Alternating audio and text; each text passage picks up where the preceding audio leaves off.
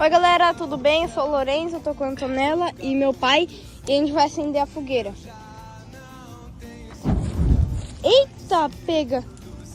Galera, isso não é maus tratos com a natureza, a gente fez um pouquinho longe.